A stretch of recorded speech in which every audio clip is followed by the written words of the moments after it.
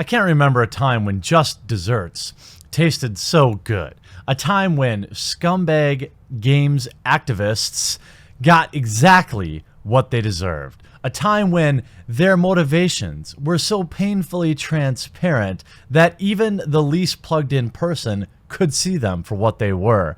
And the backlash to the Ellie controversy has produced some of the most hilarious double downs and backpedaling I could have ever imagined. It's literally the gift that keeps on giving.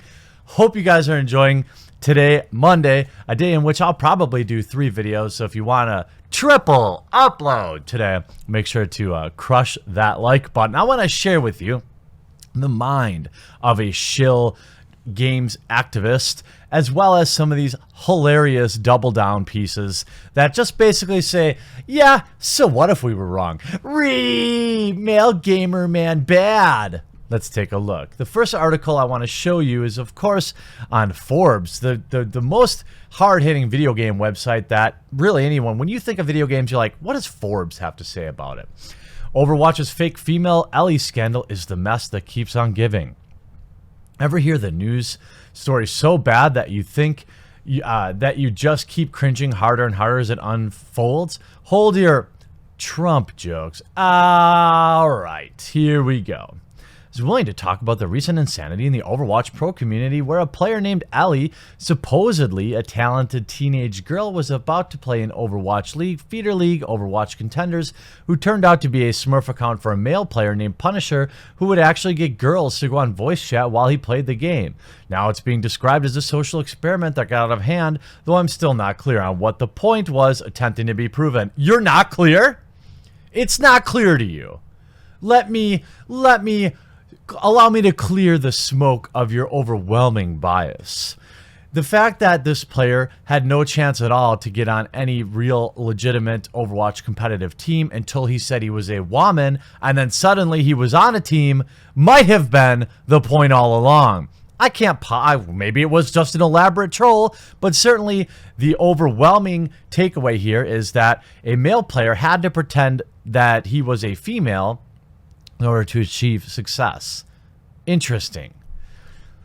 The team considering Ellie for their roster's second win has apologized for not doing its due diligence to confirm her identity. Well, yeah, because it's a woman. You can't possibly ask for any proof. And Blizzard has come out to officially declare her to be a fake, though noting she was never actually part of any team. On one side, you have the game journos, activists, who originally ran with the story that Ellie was a young girl that had been harassed out of the league because of harassment and doxing. That's right, with no evidence whatsoever, which I will show you in just a moment. On the other side, you have Gamergate era saying, haha, you stupid journalists didn't do your jobs and doxing helped prove she was actually fake. But then you have the point that a fake female player was subject to harassment that probably would have not occurred if this player was supposed to be an anonymous boy. Yeah, but you don't know that. We're just going to go ahead. Forbes, no reason to prove any of these statements, just an op-ed, right? It's because doxing worked in this case. It's easy to see how harmful this is going to be for the future of female players. But this was a male player. See, this is just one of probably dozens of articles that were like, yeah, so what if we were wrong? Male gamers, am I right? It is so pathetically out of touch that when you're caught with your pants literally down, you continue to get, oh my God. Okay, you continue going on with the narrative. And in the end, it wasn't actually a big deal since Ellie/Punisher never joined a team and never played Overwatch Contenders at all, which is the main Overwatch Pro League. It's just a disaster all around. For those who is to blame here, it's just a tornado of finger pointing. No, there's only really one person to blame, and that is lazy games activists desperate for a chance to shit on male gamers again. I mean, how is it anything but? Want me to prove it to you? Let's look at known shitbag Nathan Graysons' explanation for running a story that he knew had no verification and just proved his own internal bias. Read the Ellie story. People have decided that other reporters, he calls himself a reporter, by the way, didn't do our due diligence initially. And while I can't speak for other reporters, I'm guessing they, like me, followed pretty standard protocol for these things. Reach out to involved parties, wait for responses, then write the article anyway. Sometimes nobody replies. That happened here, and it sucks. If you're on a deadline, it means you've got to work off what's available. Is it ideal? No. A lot of things about online reporting, as well as social media, esports, and the internet of all, which played into this, aren't. Well, Nathan Grayson and other esports reporters, here's a novel idea. Now, I'm not a world-renowned reporter. I'm not famous for, sleeping with people to give them promotional favoritism, but I'm just a guy in a basement, like many of the people that watch my videos. Anyway, here's a novel idea. Just don't run the article. There is literally an infinite supply of articles that you could write about every single day. There are infinite numbers of topics that I can choose from each and every day to cover. I go through them, I pick the ones that I think I can do the best job on, and that's what I write. See, that's how actual coverage works. It's not, hey, jump on the hype train, don't bother verifying any details whatsoever. Just run the male gamers. Now, this is, to be fair, Nathan Grayson could have written the article to say, hey, we don't know what's going on. This is curious, this and that. Instead, the article was toxic male gamers. See, I would buy this excuse if you didn't just go ahead and ignore it all and just verify what you already thought about male gamers anyway. Some people have decided I was the ringleader behind people believing Ellie, which is weird because I was reporting on something the Overwatch esports community, not to mention prominent YouTubers, streamers, etc., already felt it was a big moment. Know what? I would have never, here's the thing, I would have never reported on this or covered it. I'm not a reporter. I would have never covered this if you morons didn't do exactly what we all knew you would, right? The fact that everyone thought it was a girl and it really isn't a story. It's not interesting. It's funny. It's a troll. No, what the story is all of you naked to the wind, exposing your own biases and doing exactly what we all knew you would. Some people are acting like, in hindsight, it was incredibly obvious that Ellie was fake. So there's some whiplash-inducing historical revision. Because a few days ago, it most certainly wasn't people who were making Charlie Day conspiracy charts and trying to make sense of it. Okay. So you go on a 20-tweet protective thread instead of just owning that you got duped like everyone else. And you have tons of articles like this regarding Waman Esports and Ellie. Waman and esports is a pretty touchy subject on multiple sides. There are fans who think Waman don't do well in professional esports because Waman are bad at games. Yeah, right. Real reductive hot take. There are conspiracy theorists who think the only women who are good at esports get their top ranks due to cheating. Well, they're wrong. And they're also almost nobody. There's undoubtedly a few people that believe that, but they're just wrong. People make different choices in their life, okay? People are good at different things. Different people are good at different things. I don't need to take a guess at why, men are often, not always, better at highly competitive events. It's because we are biologically programmed. Okay, testosterone is extremely helpful when it comes to being competitive. You don't see a lot of soy-laden dudes on the courts in the NBA, do you? Now, maybe you could say World Series of Poker has some thick boys, but that's neither here nor there. No matter how you look at it, the idea of women being prominent members of esports scene tends to elicit extreme reactions from anyone who knows what an esport is. I've written about gender disparity in esports, so here's another article completely ignoring that they were all wrong. Rumors indicate that Ellie was a falsely identified identity created as a social experiment by Overwatch players that got out of hand. You mean it worked exactly as intended?